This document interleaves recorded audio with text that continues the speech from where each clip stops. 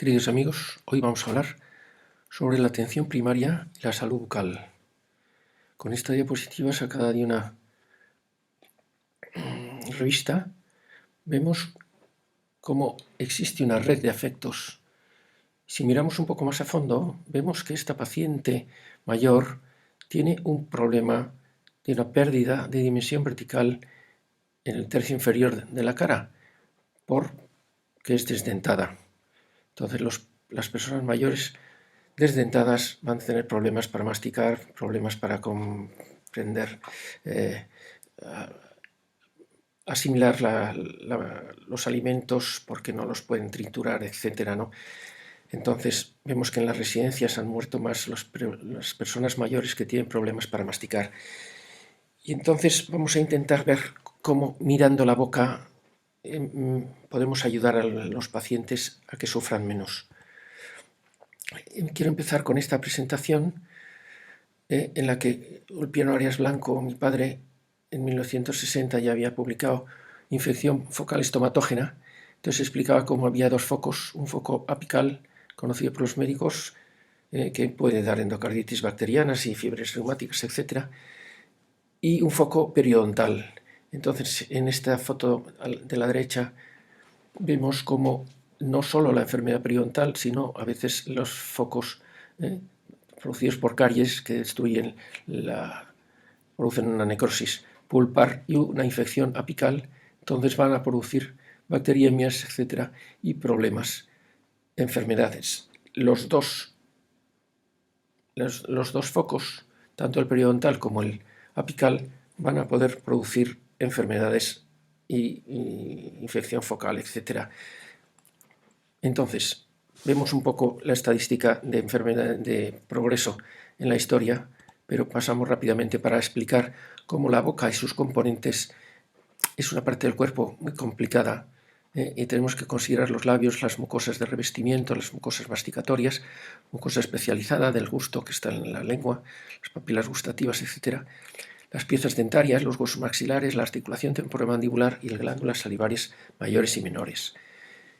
En esa época, aquí Gómez Herrera decía que la odontología es una disciplina científica y médica, pero que con la práctica muchas veces la hacemos como una rutina artesanal. Y hay veces que los pacientes se les llama clientes y se ha comercializado mucho la odontología en algunos aspectos, ¿no? Pero vemos como aquí la boca... mi padre escribió las consideraciones psicológicas ante el paciente desdentado y una de las frases que dice es que la boca es ese órgano sensitivo motriz a través del cual entran en juego la mayoría de las funciones psíquicas, intelectuales, emocionales, sexuales, de la agresividad, zona que resulta por lo tanto imposible de comprender y estudiar separándola del resto del organismo y de la mente humana. Entonces vemos cómo este concepto antropológico de la persona pues, se le puede ayudar si tenemos en cuenta la boca.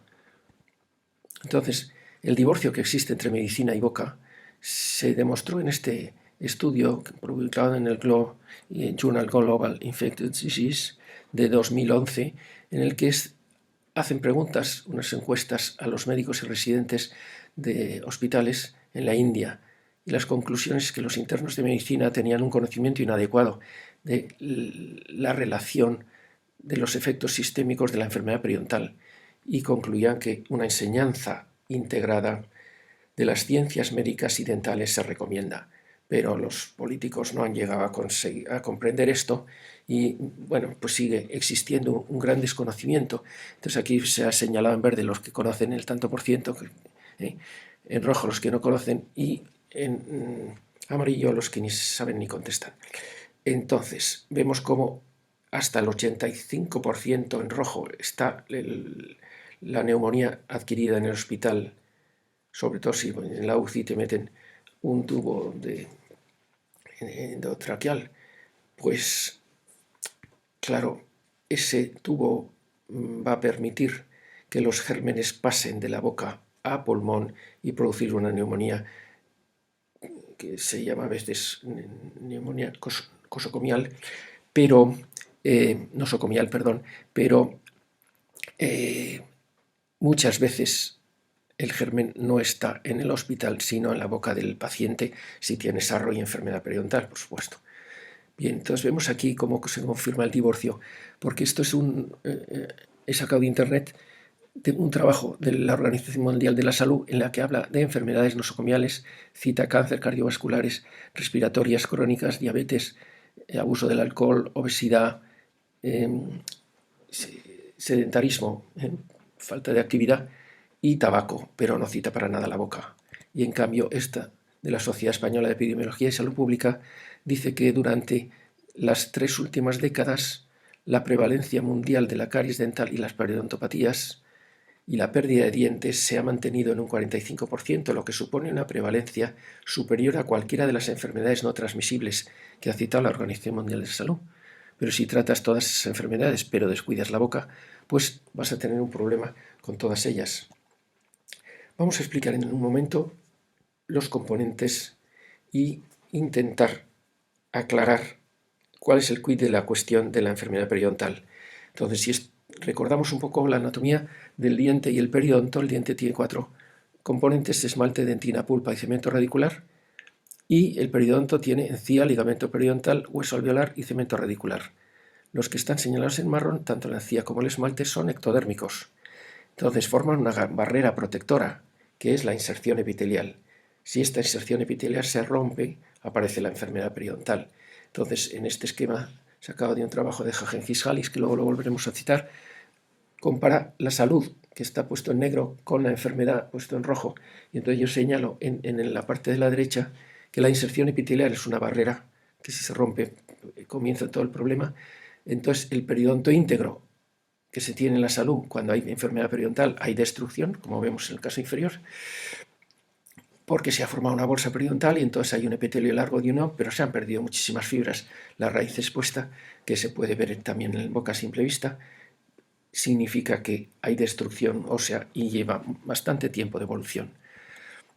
Entonces, viendo aquí con detalle, vemos repetidas la parte de la corona que ponemos aquí, que está fuera del cuerpo, y la parte que está dentro del cuerpo. Cuando existe la inserción epitelial, que es esta línea blanca que no se ha teñido porque estaba perfectamente pegada a la encía, entonces por encima puede haber sarro, etcétera, muchos problemas, pero el periodonto está íntegro, porque los ligamentos periodontales llegan hacia la línea melocementaria.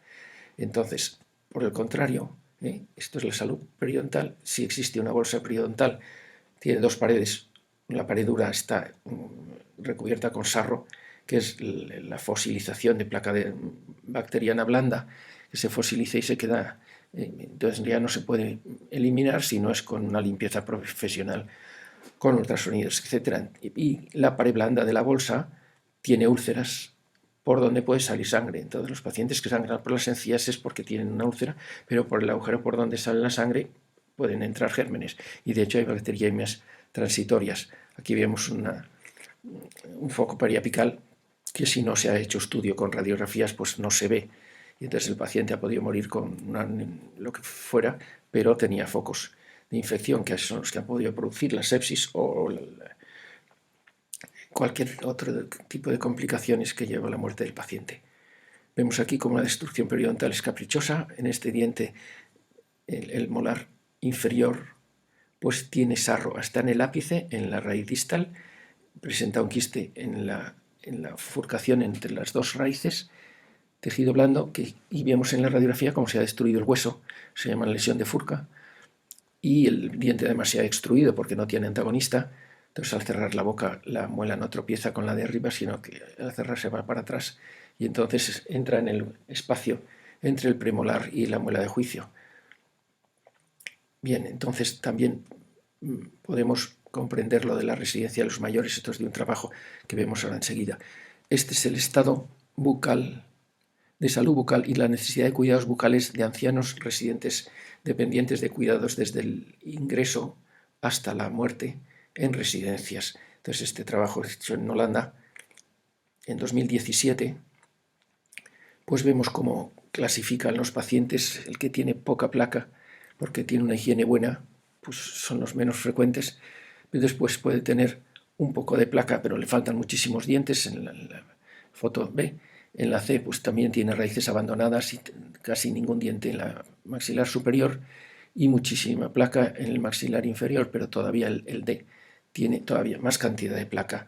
Faltan dientes, tiene unas castañuelas en el maxilar superior, porque estos dientecitos que se ven, que asoman, son de una prótesis. Bien, y entonces tiene problemas para masticar. Señalamos aquí como mirando la boca, pues hay que observar que estos pacientes necesitan muchísimos cuidados bucales, que a veces no se les ayuda.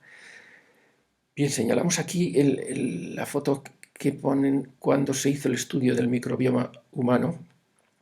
Entonces, Proctor publica en 2011 la cantidad de zonas donde se va a estudiar. A la derecha vemos cómo se estudia la piel, varias zonas, detrás de las orejas, en la flexora de los codos, en la zona de la nariz, en la vagina toman 3 muestras, la posterior, media y anterior, y si sumamos todas estas no llegan a las que se miran en la boca. En la boca hay 9 zonas donde se van a estudiar, de la encía insertada, el paladar duro, el paladar blando, las amígdalas, la faringe, el dorso de la lengua, la mucosa bucal, que es de revestimiento, y en los dientes hay que ver la placa bacteriana supragingival, la placa subgingival y la saliva.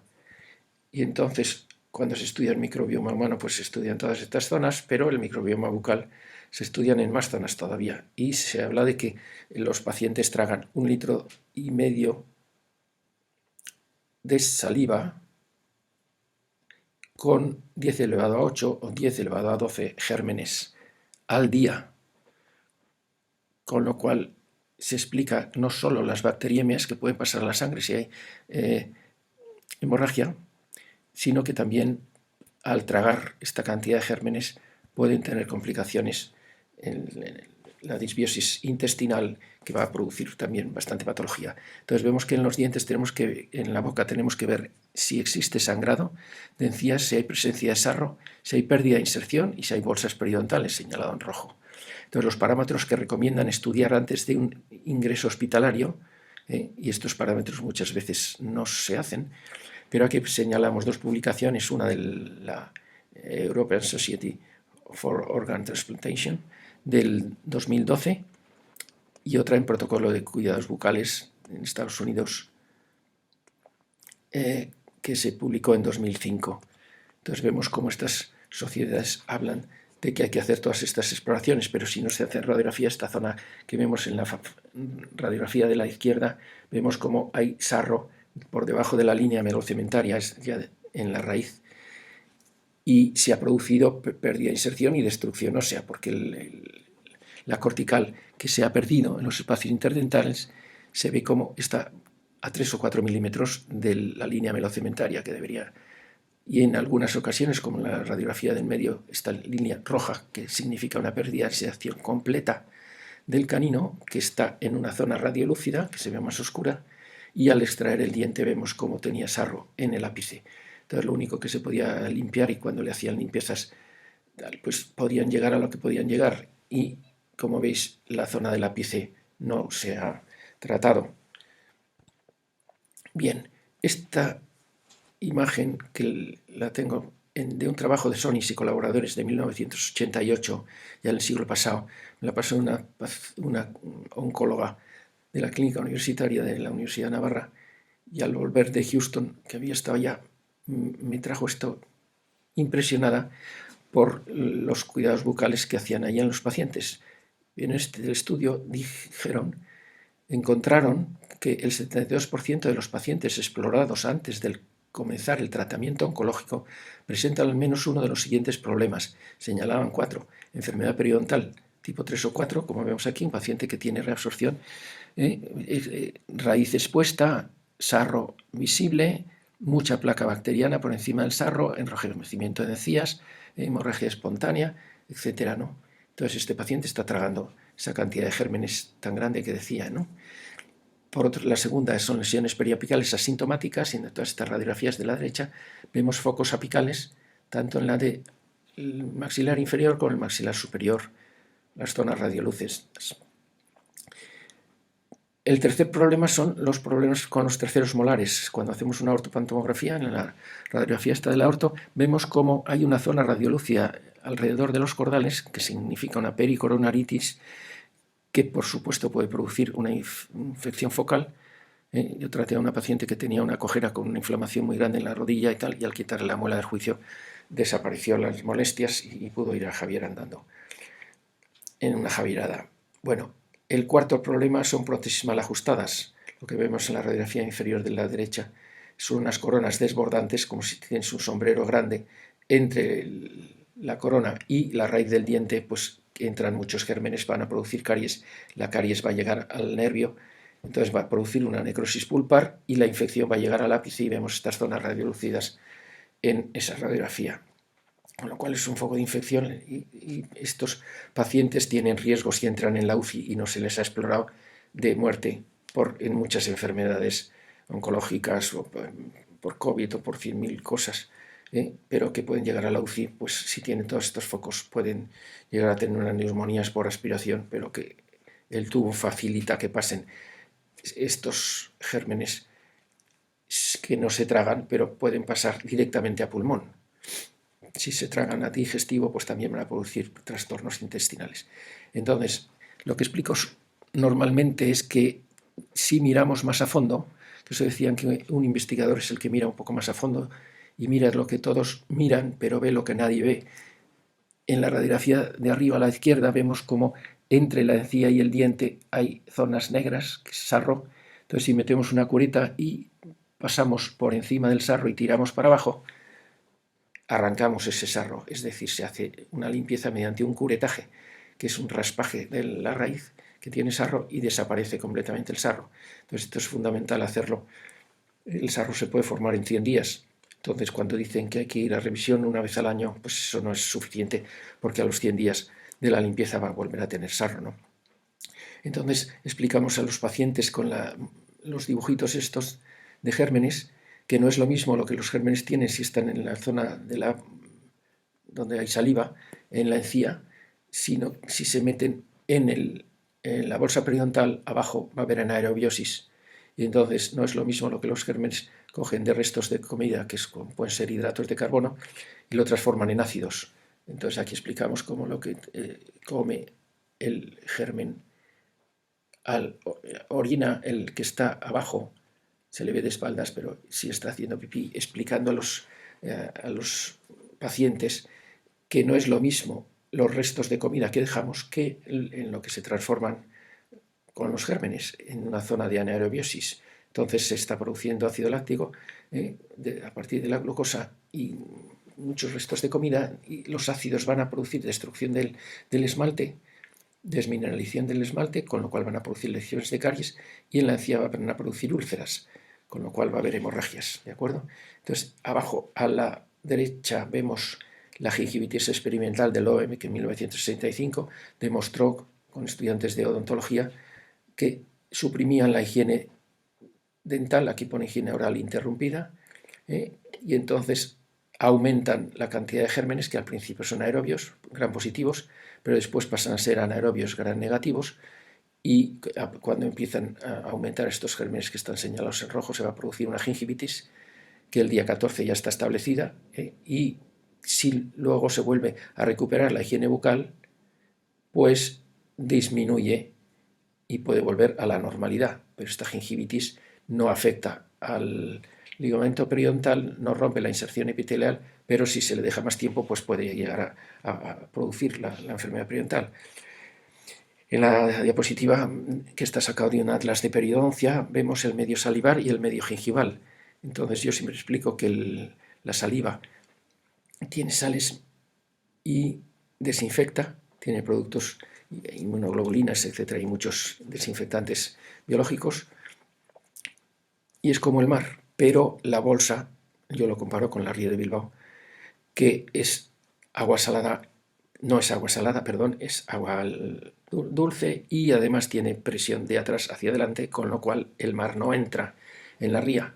Entonces, esa agua están contaminadas con restos de placa, residuos de comida, etc., va a haber condiciones de anaerobiosis donde se van a producir esa cantidad de gérmenes que producen la enfermedad periodontal y la destrucción tanto de los tejidos blandos como los tejidos duros. Vemos cómo hay destrucción del hueso.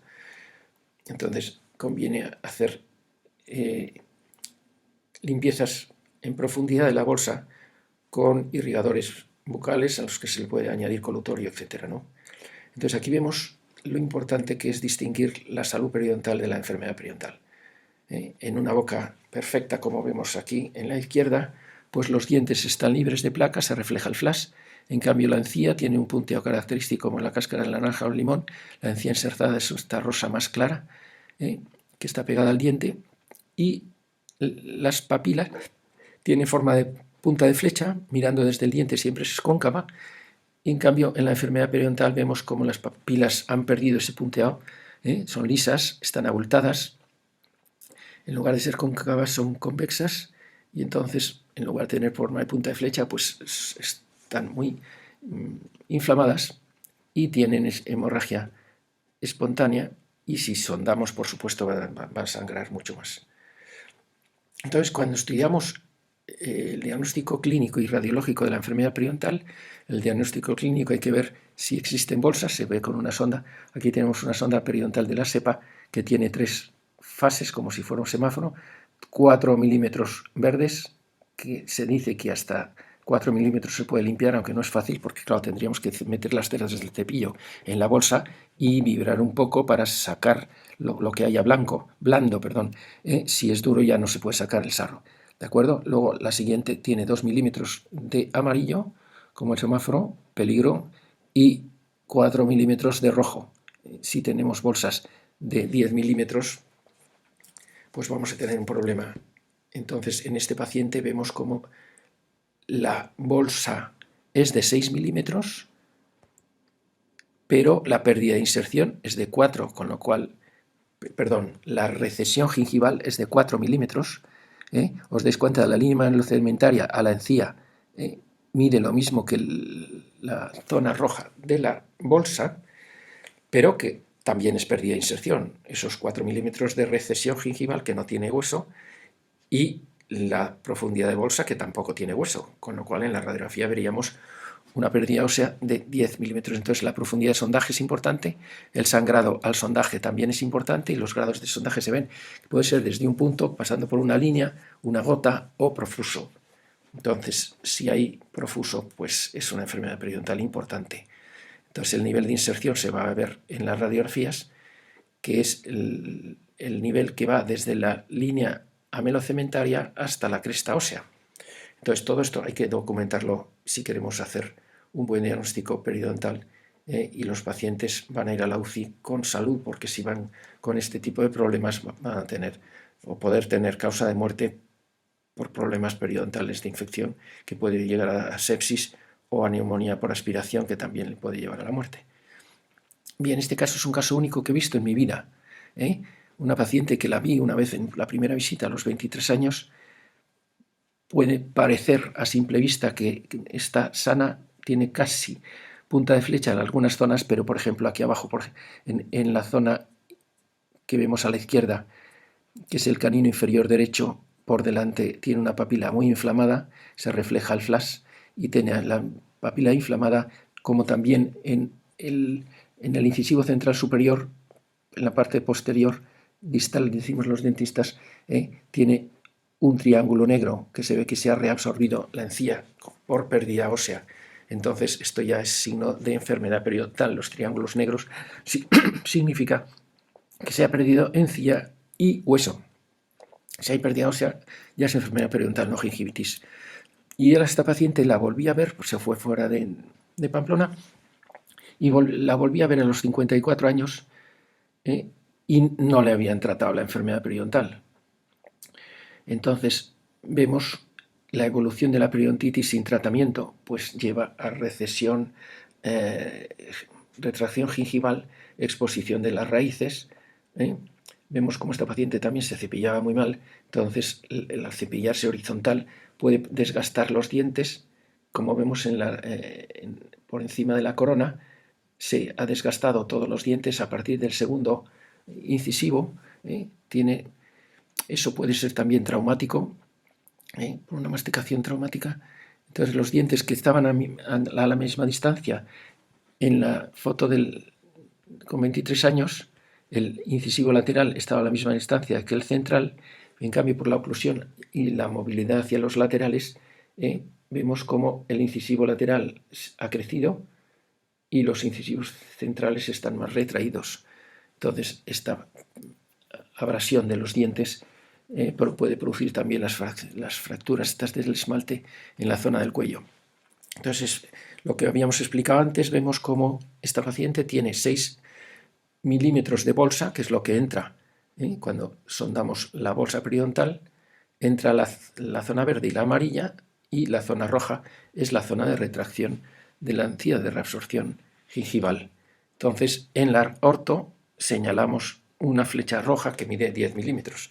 Y esa es la pérdida de inserción en ese punto, pero también vemos como en los molares la pérdida de inserción y hay una reabsorción no solo horizontal, sino también vertical, y a veces señalamos con puntos rojos la línea velocimentaria y la línea de la cresta ósea y le explicamos al paciente que ha perdido 1 centímetro o más en zona de molares, con lo cual ya ha perdido incluso el segundo molar de la zona derecha que vemos en la radiografía en la izquierda, porque nosotros miramos al paciente de frente y entonces, bueno, pues vemos los dientes y las pérdidas de inserción. Entonces, vemos este paciente antes y después del tratamiento, antes como tiene una inflamación fenomenal, como tiene los dientes llenos de placa bacteriana que parecen amarillos, y las papilas, en lugar de tener punta de flecha, están como botas inflamadísimas, tiene sangrado espontáneo y vemos mucha placa y hay sarro subgingival, por supuesto. Entonces el mantenimiento que ha requerido 6 meses de motivación, de revisiones para controlar, para motivar, que lo hacen las higienistas, pero vemos como un paciente colaborador pues, puede llegar a tener una disminución de la inflamación, que se han expuesto los dientes mucho más por la pérdida de la inflamación de la encía, se ha recuperado la forma de punta de flecha y las encías ya no se ven rojas, pero claro, este paciente tiene una enfermedad periodontal y ha perdido, con lo cual el mantenimiento es importantísimo. Entonces la higiene bucal diaria tiene que ser con cepillado eléctrico, con irrigador bucal, con raspador lingual, etcétera, cepillos interproximales o lo que haga falta. Bueno, aquí señalamos una ilusión muy grande me llevé yo cuando vi al profesor Valentín Fuster, que es un genio español que trabaja en el Monte Sinaí de Nueva York y es el jefe de cardiología en ese centro. Que Monte Sinaí significa judíos que tienen un poder económico muy grande en Estados Unidos, y de Nueva York, americanos, y entonces que un español sea el jefe de cardiología de ese centro, pues significa pues, un respeto por parte de los mandamases y por parte de todos los médicos. Y me llevé una sorpresa cuando señaló esta imagen. Para comprender la inflamación sistémica y la higiene oral y la enfermedad cardiovascular. Era el título de la presentación, lo decía en inglés, pero entonces señaló cómo las bacteriemias de la encía, esta muela que presenta aquí tiene sarro que está dibujado en negro y se ve la bolsa periodontal, es un esquemita dibujado, pero vemos cómo la respuesta de inflamación sistémica con las interleucinas 1, 6 y el factor de necrosis tumoral va a llevar a la respuesta aguda, fase aguda del hígado, con los reactantes de fase aguda, como la proteína C reactiva, el fibrinógeno, etc. Y entonces va a afectar a las coronarias, pero también dijo, cardiólogos no miren solo las coronarias, sino que miren también los vasos periféricos y el cerebro, porque puede haber no solo infartos de miocardio, sino ictus o lesiones de patología vascular. Entonces, las bacteriemias de la boca son las que van a producir esta respuesta inflamatoria crónica. Entonces, las conductas de salud y factores de riesgo compartidos por las dos enfermedades que citan los médicos, la obesidad, el tabaquismo, la diabetes mellitus tipo 2, la dislipemia, el estilo de vida sedentaria y la dieta, son muy importantes. Pero si miramos la boca, como he insistido, el mirar más a fondo, el mirar con radiografías, con sondas, etcétera, ver si hay mucha destrucción, o sea, si hay muchas bolsas, pues eso puede producir el fracaso de un tratamiento oncológico porque el paciente se muere antes de que, por efecto de la sepsis, o de una infección o neumonía bilateral y tal. Entonces, aquí vemos este trabajo de Capila del 2021 en el que habla exactamente igual que el índice de mi libro que pongo aquí abajo, la página web y el blog de periodontitis y enfermedades sistémicas, en el que señalamos los tres componentes. El primero, bacteriemias diarias, señalado aquí en azul, en el dibujo de Capila, inflamación sistémica, señalado en naranja arriba, y subversión inmune, señalado en verde, en el lado de la derecha. Entonces vemos que estos tres factores son los que van a producir, ha señalado una periodontitis en el centro, con una muela, con unas encías muy inflamadas, con una muela con sarro pintado de amarillo en la línea menocementaria por encima subgingival y supragingival en el esmalte. Entonces explica los cuatro factores ambientales abajo de la muela a la derecha, arriba células y sus productos, arriba a la izquierda microbiosis, disbiosis microbiana, que son bacterias y sus productos, pero también virus, bacterias y sus productos, células y sus mediadores y factores genéticos y ambientales abajo. Entonces, estos factores genéticos ahora va a estudiar la epigenética de la periodontitis, que es muy importante, y los factores ambientales, como puede ser la dieta, el estrés, el tabaco, etc. Pero vemos cómo afecta desde arriba, que pone la obesidad, yendo en sentido horario cardiovascular, enfermedades respiratorias, neumonía por respiración, etc. Por ejemplo, artritis reumatoide, enfermedades cerebrales como trastornos cognitivos, neurodegeneración, etcétera, que la típica es el Alzheimer que señala aquí, el cánceres, pero varios cánceres como el de páncreas, de hígado y orodigestivos.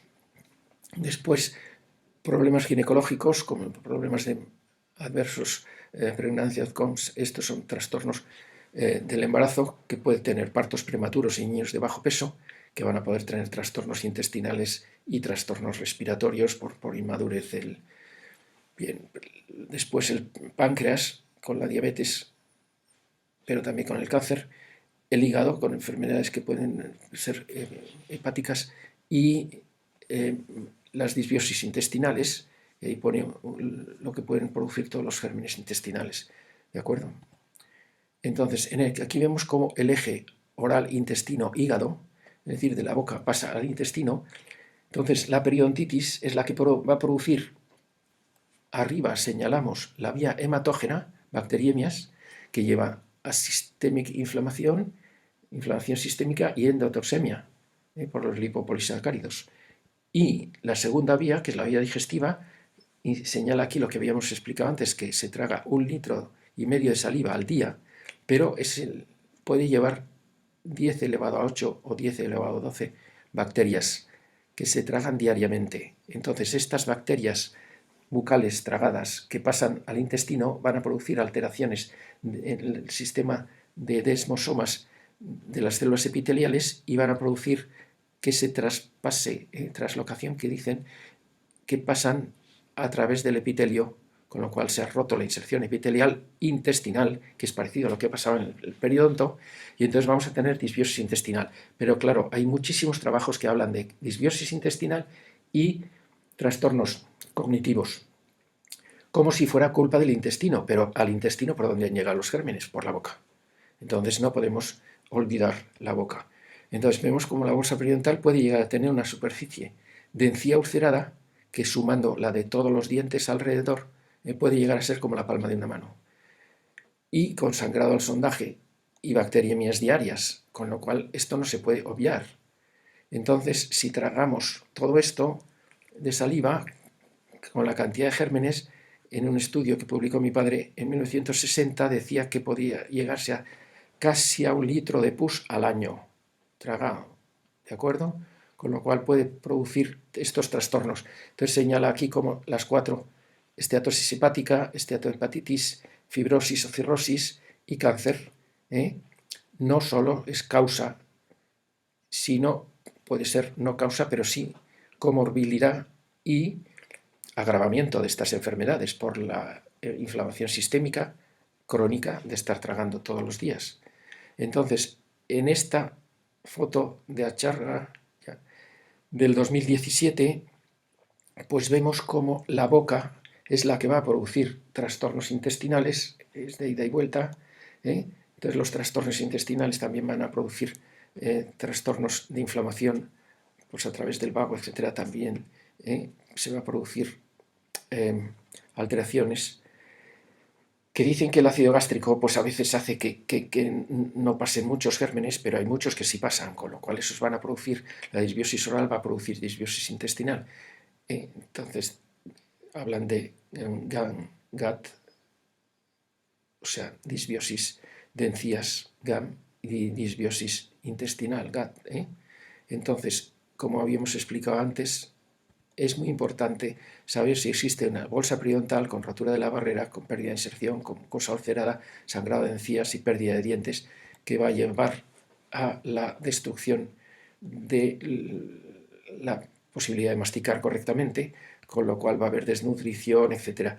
Entonces, cuando hicimos un estudio de células, de identificación de tipos celulares en la bolsa periodontal, que lo publicamos en el 85 y lo presentamos también en un congreso internacional, pues en la Facultad de Medicina nos hicieron este estudio maravilloso en lo que en una encía sangrante que habíamos sacado a un paciente, lo llevamos al microscopio electrónico y vimos cómo había una cantidad de gérmenes bestiales. Vemos aquí en el centro de la diapositiva una célula que tiene poros de exocitosis, es una célula cebada, dijo el anatomopatólogo, y vemos dos hematíes crenados que se han explotado como un globo. Entonces, en lugar de ser como la imagen de un hematíe que vemos aquí arriba a la derecha, es un eritrocito perfecto, que tiene una imagen un tipo donut, y la más blanca es un macrófago que tiene relación con gérmenes. Entonces, los gérmenes son mucho más pequeños que un eritrocito, pero esto nos sirve para motivar a los pacientes que les explicamos que la sangre no es roja. Decimos, la sangre es líquida o sólida, líquida. ¿De qué color es el líquido de la sangre? Todo el mundo dice rojo. Pues no, hombre, me lo va a decir a mí que la he visto. Bueno, lo ha visto y a usted le puede parecer que es roja porque tiene 4 millones de globos rojos por milímetro cúbico cuando nos hacen un análisis de sangre.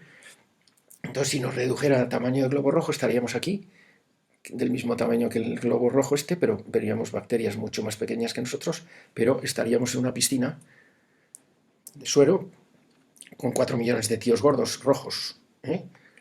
Entonces, claro, darnos cuenta de que las células rojas son muchas, 4 millones, pero las células blancas son menos, pero también hay macrófagos, linfocitos, leucocitos, etc., ¿no? Entonces, esta boca de una doctora de 40 y pocos años que tenía una pérdida de inserción grandísima, había perdido muchísimos dientes, tenía raíces expuestas y claro, la posibilidad de masticar era muy difícil por miedo al dentista, y que había perdido dientes, pero no iba al dentista, y cuando iba pues le sacaban piezas, que no es el tratamiento adecuado. Entonces esto nos ha servido la foto central de un linfocito con un macrófago y unos puentes intercelulares que se estarán diciendo, decíamos en aquella época, porque no sabíamos muchas cosas de los receptores, que ahora se habla de los receptores tipo TOL y lo que pueden activar las células que son transportadoras de antígenos. Entonces, cómo transmiten la información a las células, a los linfocitos, etc. Bueno, pues ya eso se ha estudiado en otras presentaciones, pero en estas estudio de tipos celulares en la bolsa periodontal fue interesante saber lo que iba a venir después. Entonces, este es un trabajo muy actual de Hangen Giscalis, que lo he citado antes. Es un investigador grandísimo de la Universidad de Pensilvania, en Filadelfia. Entonces explica cómo, a través de la muela, un esquema parecido al que presentaba Valentin Fuster, pues se ve aquí la enfermedad periodontal, se ve cómo la primera es el paso de gérmenes a la sangre, bacteriemias, y aquí se ve que no solo pasan las células, sino también las citocinas inflamatorias, cómo se va a producir esa inflamación que está señalado por el fuego, calor, rubor, tumor, de que se produce la inflamación. Entonces, eso se está produciendo en la encía y pasan a la sangre, también pasan a la linfa por arriba. Entonces vemos como las células inflamatorias transmiten y presentan los antígenos en el ganglio, con lo cual se va a producir la producción de linfocitos B que tienen anticuerpos y van a poder hacer células plasmáticas, y los linfocitos T, que son los que van a producir la destrucción de gérmenes, pero también a veces destrucción de células y en la inflamación. Entonces aquí señala este autor que no solo hay los factores reactantes de inflamación aguda que los produce el hígado, sino que a través de la médula ósea va a haber una mielopoiesis entrenada. Entonces esto va a poder producir la cronificación del proceso de la periodontitis. Entonces el tejido adiposo también muchas veces es donde se inicia la inflamación, y entonces las personas obesas pues tienen, hay quien habla de que la obesidad es una enfermedad inflamatoria, entonces favorece, pero a su vez la periodontitis favorece la inflamación sistémica y la obesidad también, con lo cual, como luego veremos, pues tienen bidireccional. Entonces, en esta imagen se ha visto cómo la periodontitis ha producido sarro en la raíz, inflamación gingival, destrucción ósea, y el diente que se puede mover.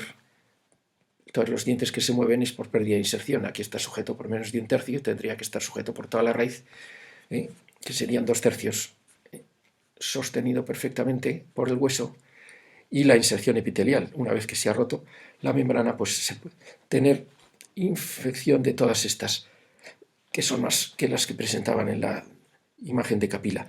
¿De acuerdo? Entonces aquí esta presentación, que es muy interesante, de Sethi, vemos como lo bueno y lo malo de la enfermedad periodontal.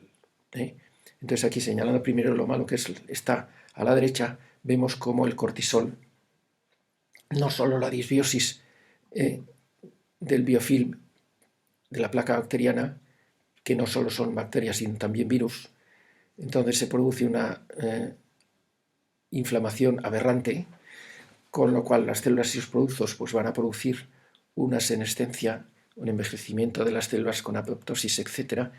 Entonces, esta senescencia y ahora el cáncer, pues por supuesto, van a producir este tipo de enfermedades, y la inflamación crónica va a afectar al intestino, al cardiovascular, a las articulaciones y al cerebro. Entonces también señala aquí a la derecha el COVID, enfermedades inflamatorias como también la gripe y otras. Entonces todo esto va a producir también el agravamiento, el estrés como factores ambientales, la dieta también hay que tener en cuenta. Y arriba señala cómo las nanopartículas y la investigación de drogas nuevas antifactores inmunológicos que producen inflamación, pues van a poder mejorar el tratamiento de la enfermedad periodontal y todas las enfermedades sistémicas que de ella pueden derivar. Y la salud, como vemos en el lado de la izquierda, pues un biofilm con homeostasis, con higiene bucal, va a estar las células, que la primera línea de defensa ya viene por la saliva antes de entrar en la sangre, y que salgan las inmunoglobulinas a través de la saliva, que también en los tejidos, por supuesto, pues hay inmunoglobulinas, pero esto es salud de células inflamatorias, de las células tisulares, de los tejidos blandos y de los tejidos duros. Y entonces aquí explica cómo reducen el riesgo de carcinogénesis bucal y afecta direccionalmente a la salud sistémica, de modo que se reduce el riesgo de enfermedades inflamatorias crónicas, con lo cual el insistir en que el cepillado, la irrigación, etc., es bueno, pues está claro. Vamos a señalar ahora la cuestión económica, que es muy importante. Entonces, la periodontitis en Estados Unidos se estudió en 2009 que el gasto médico mayor en sanidad es el de la periodontitis. Se gastaban 50,6 billones al año. El gasto médico siguiente es el ventilador asociado a neumonía, que son solo 26, menos de la mitad, bueno, la mitad más o menos, y entonces 150.000 por paciente. Claro que es carísimo por paciente, pero claro, los pacientes son pocos los que necesitan ventilación asistida. En cambio, los pacientes de periodontitis, pues puede llegar a ser cerca del 90%, según Lancet, 90% de la población sangra por las encías, pero enfermedad periodontitis grave pues no llega al 40%, pero es muy importante también. Entonces, esta es la última adquisición que a través de la pandemia se ha investigado más.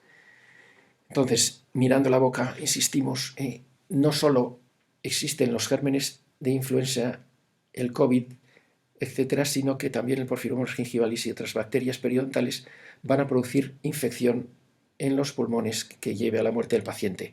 Entonces, se ha comentado que la infección bacteriana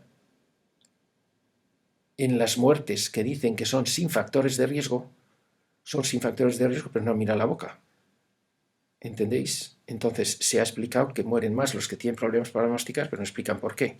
Y entonces los que mueren sin factores de riesgo, o sea, no tenían enfermedades cardiovasculares, ni diabetes, ni nada de esto, pero tenían periodontitis. Entonces el riesgo es la periodontitis y lo que ha producido la sobreinfección bacteriana que le ha llevado a la muerte. Entonces, en esta otra presentación de Koch del 21, pues señala cómo la periodontitis agrava la diabetes, pero la diabetes agrava la periodontitis, es bidireccional esa flecha, aunque aquí está puesta solo que la periodontitis agrava la diabetes, agrava la obesidad, agrava los pacientes mayores, agrava el embarazo, bien, y entonces, y las enfermedades cardiovasculares. Entonces, tienen estrés oxidativo y también tormenta de citocinas. Pero la tormenta de citocinas se ha explicado también en la enfermedad periodontal. Con lo cual, si tenemos tormenta de citocinas por el SARS-CoV-2 y tormenta de citocinas por la periodontitis, es la tormenta perfecta. Entonces, aumenta la mortalidad y la morbilidad. La periodontitis es causa de mortalidad y morbilidad, con lo cual no se puede diagnosticar solo las otras tres. ¿De acuerdo?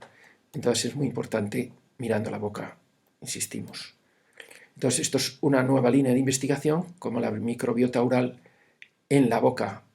Y trastornos metabólicos es un área novedosa de investigación porque se pensaba que una paciente que ya no tiene dientes, pues no va a tener gérmenes periodontopatógenos, pero sí que los mantiene, porque la lengua es una zona que tiene muchísimas papilas y tiene muchos recovecos por donde se pueden meter los gérmenes. Entonces una lengua saburral puede llevar a la transferencia a pulmón por aspiración o a digestivo por deglución.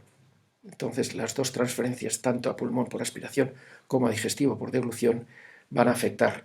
Vimos como en el COVID había receptores que se pierden el gusto y cómo se podía llegar estos virus a través del tracto olfatorio, pero a través del tracto olfatorio muchas veces también pasan y a través del trigémino pueden pasar al cerebro y afectar a las personas mayores y a las enfermedades neurodegenerativas. Entonces vemos aquí un paciente que tiene una lengua muy saburral, unos dientes muy sucios, entonces a este paciente no se le puede meter en la UCI porque puede morir seguramente antes de que tenga efecto todos los fármacos que se le pueda dar. Entonces, si le hemos motivado, este es un caso que yo vi después de haberle tratado con radioterapia, entonces le motivamos y consiguió limpiarse mejor los dientes, pero que perdió el incisivo lateral, que aquí estaría como un badajo, pues en esos meses lo había perdido, pero había aprendido a cepillarse y a rasparse la lengua. Entonces es muy importante el cepillo eléctrico, que no solo va para adelante y para atrás, como señala el 1 y 3, sino que tiene un movimiento pulsátil, con lo cual se va a meter en el surco entre la encía y el diente. Entonces tiene una serie de vibraciones por minuto que no podemos hacer nosotros con un cepillo. Y utilizar un raspador lingual, no limpiarse con el cepillo porque no limpia como el raspador. Si necesitamos cepillos interproximales, saber que las zonas estas que señala aquí con los triángulos rojos son zonas cóncavas de las raíces de los dientes, entonces si metemos un palillo, una seda, no va a limpiar bien, en cambio el cepillo sí, porque cepilla las zonas estas cóncavas, ¿no? Y por supuesto añadir el irrigador bucal, que puede añadirse colutorio para limpiar con un desinfectante. Han dicho que el cloruro de cetilperidinio y la clorhexidina, pues como lleva el Perioaid, por ejemplo, que son marcas comerciales que no tengo por qué recomendar, pero vamos, hay muchos colutorios que tienen cloruro de cetilperidenio y clorhexidina, sin alcohol, porque el alcohol es irritante, ¿de acuerdo? Bien, entonces, como diapositiva excepcional, esto que cita Murphy en 1997, que nos escandalizó mucho, dice que en un trabajo, en un libro que llama Salud y Normalidad. Entonces dice, excepto por la presencia de periodontitis, los pacientes son clínicamente sanos. O sea, si lo normal es tener periodontitis, los pacientes que tienen periodontitis son sanos, si no tienen diabetes ni otra enfermedad. Pero hombre, por favor. Entonces, inflamación sistémica de bacteriemias diarias va a producir tormenta de citocinas, como explicábamos antes, la periodontitis. Si encima se añade el SARS-CoV-2, ya es doble. Pero los pacientes mayores tienen serostomía por edad y por fármacos. Entonces, si tiene polifarmacia, dicen los americanos, entonces la polifarmacia más la edad, más el estrés, más la falta de dientes, bueno, pues pueden tener serostomía, porque la masticación estimula la secreción de saliva. Si no tienen dientes no mastican y estimulan, y encima por la edad se han destruido el parénquima de las glándulas, ya está mucho peor. Y los fármacos también producen falta de saliva, porque tienen efectos anticolinérgicos no deseados, pero muchísimas pastillas producen esos efectos, con lo cual son los efectos del médico más las drogas más la edad. Entonces aquí hablamos de mayores, desdentados y múltiples fármacos. Entonces aquí los artículos que señalo, que es un resumen, en los que dicen lo que tienen que hacer los demás, que es muy fácil decirlo, ¿verdad? Los médicos de atención primaria, miren la boca. En el British Dental del 2020. Pero también en un estudio epidemiológico del 2017 dice, políticas sanitarias, hay que fomentar la higiene bucodental, que es lo que decíamos antes de la sociedad esta nueva de epidemiología y salud oral. Y a los docentes, una enseñanza integrada de las ciencias médicas y dentales se recomienda, que es lo que decía el Global Infectious Disease del 2011. ¿De acuerdo? Bien, muchísimas gracias por su atención. Nos veremos en la próxima.